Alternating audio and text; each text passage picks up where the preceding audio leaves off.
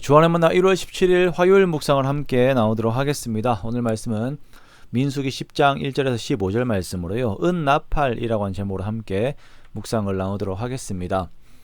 오늘 본문은 은나팔을 만들라고 명하시는 하나님의 말씀을 따라서 회중의 소집을 위한 또 다양한 용도를 위한 나팔 제작과 사용법에 대해서 말씀을 하고 있습니다.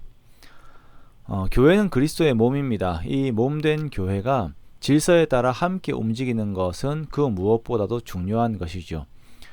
교회는 사람들의 생각이 많고 그만큼 의견들이 많은 곳이기 때문에 교회를 움직이는 신호가 하나로 모아지지 않게 되면 그만큼 내부적으로 또는 외부적으로 힘이 약해지게 됩니다.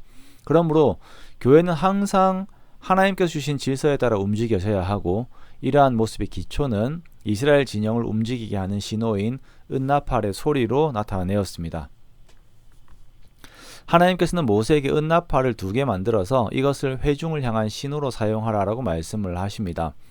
자, 이 나팔은 오직 제사장들만 불 수가 있었고, 이것은 회중의 소집과 진영의 출발을 위한 신호로 사용이 되었습니다.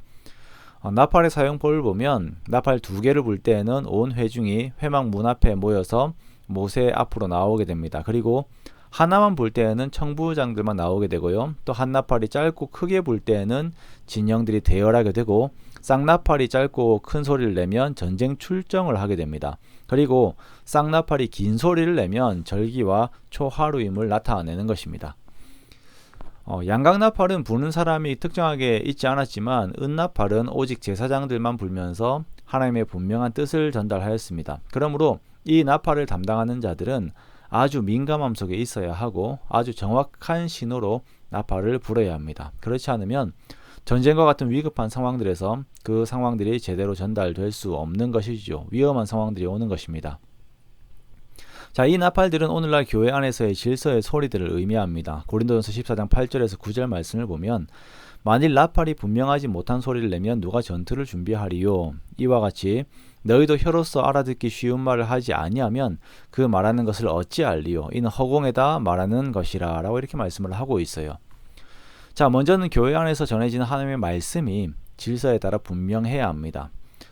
우리가 보면 좀 안 좋은 방향으로 보면요, 우리가 신령한 것이다 라고 하는 전제 아래에서 질서를 거부하고 주어지는 교회의 발언들이 있죠.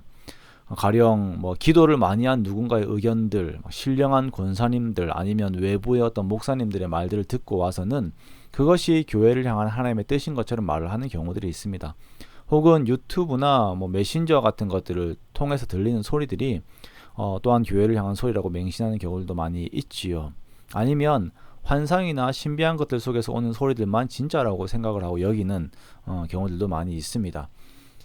분명 이러한 것들이 이제 전혀 가능성이 없는 것은 아닙니다만 아주 드문 경우예요. 하나님께서 질서 밖에서 움직이실 때에는 하나님의 나라가 완전히 타락했을 때입니다.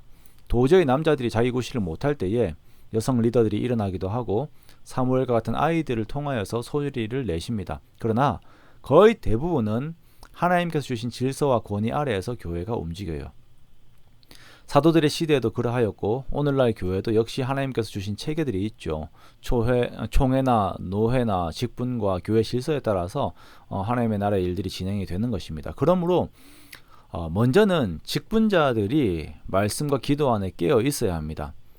그리고 하나님의 말씀에 대한 분명한 지식이 있어야 하고 머리 대신 주님의 말씀에 따라 교회가 일관성 있게 나아가야 합니다. 앞서 보았던 고린도전서 14장에서도 말씀을 하는 것처럼 불분명한 방언보다 더욱 중요한 것은 분명한 하나님의 말씀입니다. 그러므로 사랑하는 성도 여러분, 우리가 주님의 말씀을 더욱 사모하면서 배우는데 열심을 다하기 원합니다.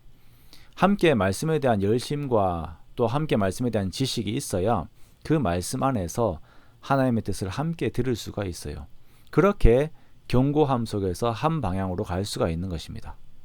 온 이스라엘이 은나팔 소리를 듣고 함께 움직일 수 있었던 것처럼 우리가 말씀에 그렇게 민감하게 깨어 있어야 하는 것입니다. 그렇기 때문에 정말 우리 모두가 하나님의 말씀에 더욱 민감하여 하나님의 선하신 이끄심 속에 항상 있기를 원합니다. 그렇게 주님의 인도하심 속에서 정말 우리의 삶과 우리 교회가 나아가는 모든 방향들이 항상 형통함을 누리는, 형통함 가운데 있는 저와 여러분의 복된 삶이 되시기를 주님의 이름으로 축원합니다.